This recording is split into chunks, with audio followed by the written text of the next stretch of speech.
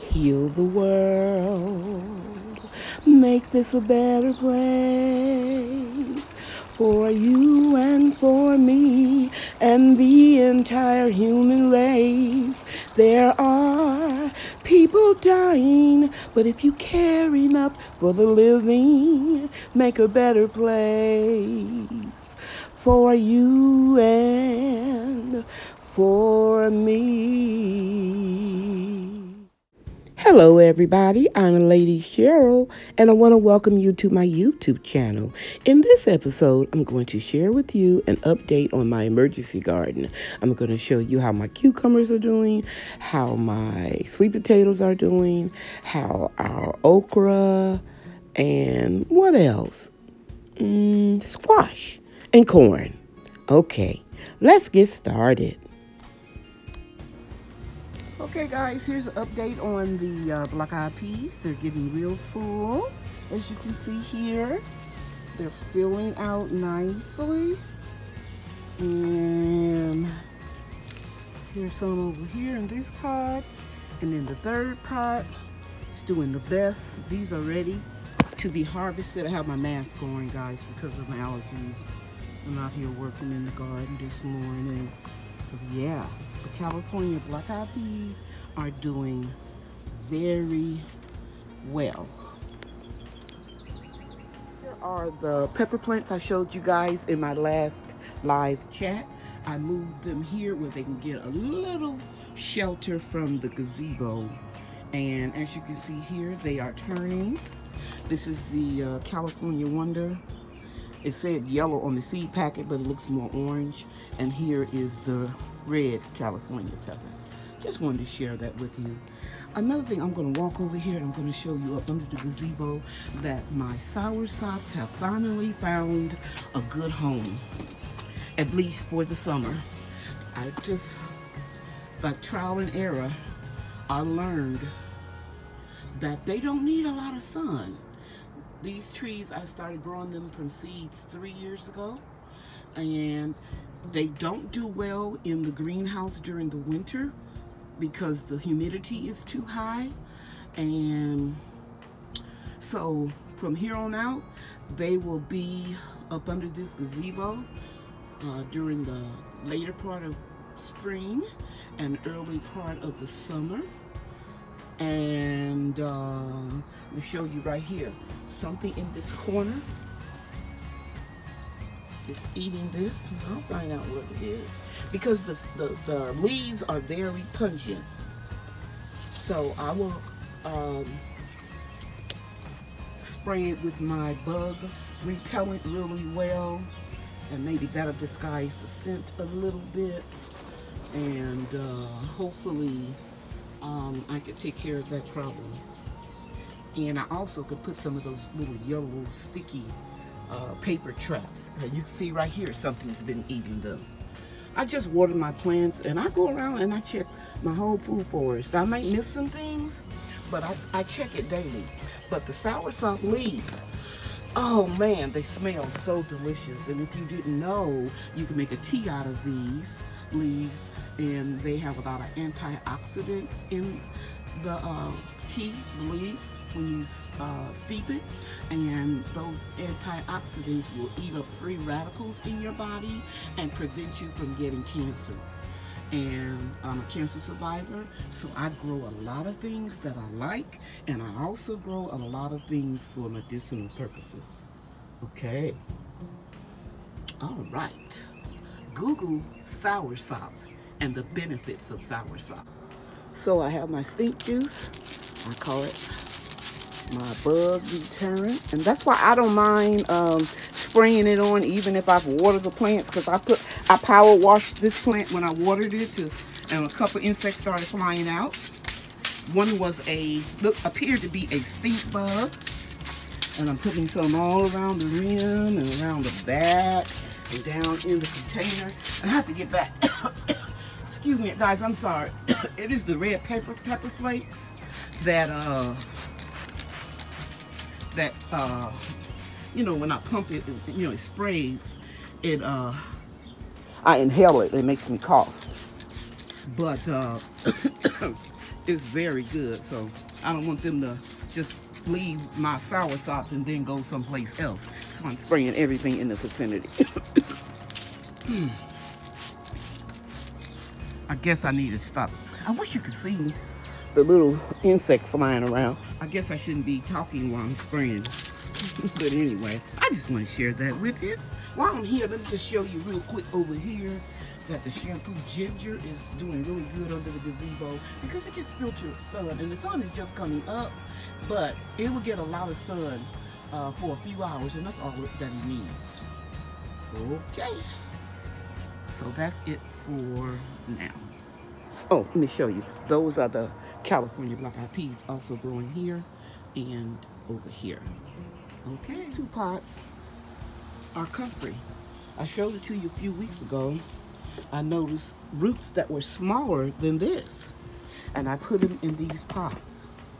So now if I know if I can grow roots smaller than this and turn it into this, this will grow too. So I'm gonna find a pot and find some old soil and get that growing. And so what I plan to do is to eventually put these in the ground close to a fruit tree where it'll be easy for me to chop and drop it. Okay, so here is the resting place for right now for the Comfrey. Got it in a nice sized little container, and let's hope it do very well. It should. Okay, I'm going up under this shade cloth, and I want you to look at the cucumbers growing over here, and they are doing well. They were struggling a little bit right in here with the heat. Then when I shaded them, they just took off. They're growing all up in the pomegranate tree. And look right here, cucumber, ready to be harvested. It's a straight 8. And here's one that's touching the bottom. I don't like them to get real fat. Take this one out. And there's one over there, needs to get a little bit bigger. And we have cucumbers over there. Struggling at the bottom, but the top, since it got shaded, is doing much better. Okay, now I'm in the greenhouse, and as you can see, the blue hubbard squash and the butternut squash is doing very well in the greenhouse. I continue to come out and spray after the morning dew dries up on the leaves. I spray with my natural bug repellent, insect and bugs repellent. And you can see over here that Pepper Lane is doing fantastic. It is looking good. So we're gonna have peppers very soon. In fact, we have some. I'll show you. That's a pepper right there. Here's a pepper here. See if that can focus in better. And everywhere where you see a little flower, that's a pepper. Now I'm going to take you over here and see if I can zoom in and show you the corn. Yeah, it's doing fabulous. The sun is coming up, and I just watered this, and we have 2 squash plants there too. So they are doing very, very well. Let me try to zoom back out. I just figured out how to do that, y'all. And I had this phone for a couple years. It's a 10S. I'm getting ready to get the 11 as soon as they start acting a fool. But you know, they only last a couple years. Okay, so that's our corn. Here is some more corn that I put at the back of the fence. I see I lost a couple seedlings right in here. And I just wanted to experiment and put a few seedlings in the ground. I'm just growing them in wood chips and the small amount of potting mix that they were growing in when I scooped them out of a grow box. And I gotta water this. I think I neglected to water it for a couple of days. And you can see right there, Comfrey is trying to take over these 2 seedlings here. So I may just Yeah, I'll do it now. I'll just come right in here and pinch this Comfrey back. Put it in a bucket so that I can make fertilizer out of it. Just pull this up. All of this. And, I can even just chop and drop it. And that way, those two seedlings right there can grow. Yeah, that's what I'll do. And let me show you this. This is purslane, wild purslane. It has more omega-3 in it than salmon. So it's good, guys, if you let it grow, let it wild, and just cut it up and put it in your salad. And it tastes like pepper, black pepper. Okay, I got one more container of corn. And this is the last corn container. It's not doing really well. We'll see. I had it really shaded up under the gazebo. I'm gonna put it in full sun because I was dragging it in and out. And I think it can handle full sun now. But if we lose this corn, it's okay. It was just extra seedlings, the ones that didn't even look that hot. And so I just put them in here. Okay, pots of okra that I had on the patio. And he put them here for me. And I think that this one will just grow up here. We may have to move it. But yeah, the okra's looking good. I took the shade cloth off of it. And I may have to put it back on. We'll see if they can handle full sun. And let me share something with you. You see these little squiggly lines right here? These are leaf miners. Inside the leaf, they're microscopic. This is new soil. So either they were in the new soil or the transplant that I bought for the emergency garden from Bonnie's and Lowe's. But they won't harm the plants. Don't even worry about that if you see them. Don't be worried about trying to spray them with insecticides or even a natural repellent, because they really don't harm food. Okay? They won't be in the okra pods itself. And here's some more okra that I planted several months ago. The sun is making it look yellow in the pot, but it's a bright green. Let me see if I can come in closer, let you see.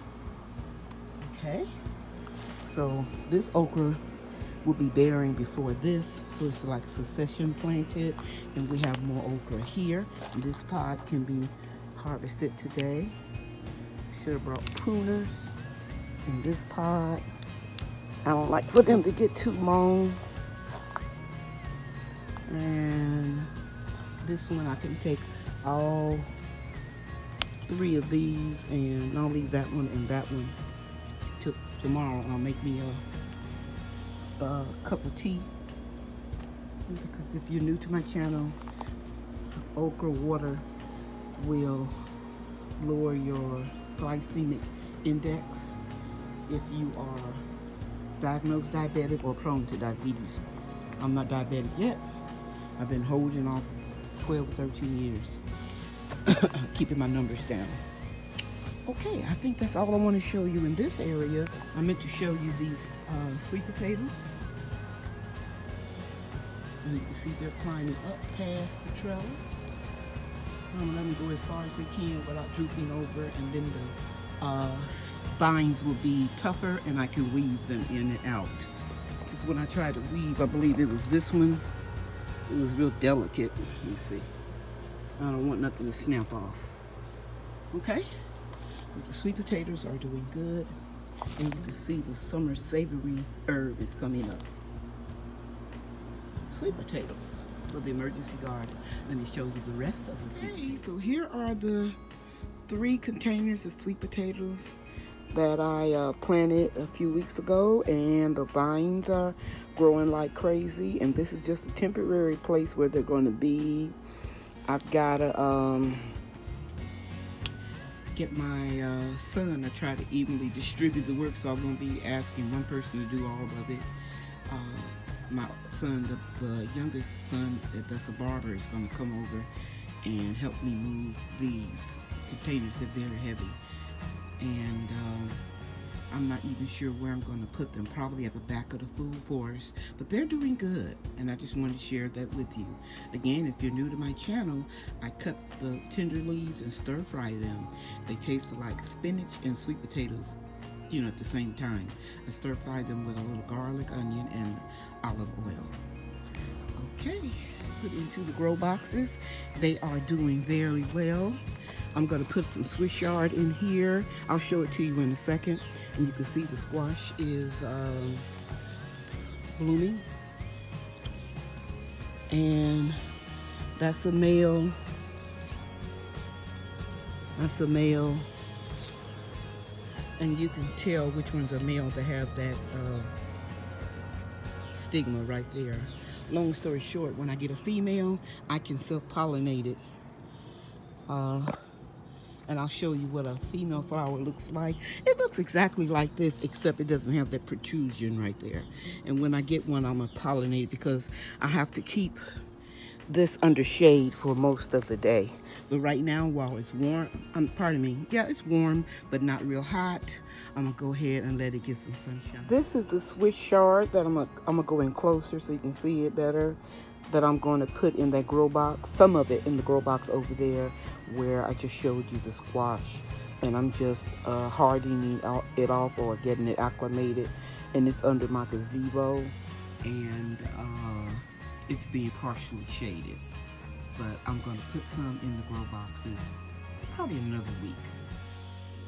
If you would like to send a donation to support my channel and my cause of the emergency garden, you can send it through my Cash App or my PayPal me account. Any donation will certainly be appreciated. This concludes this video. I appreciate you taking time out of your schedule to watch it. If you like this video, please like and subscribe and tell your friends about my channel. God loves you and I love you too. Thank you for watching. Bye now.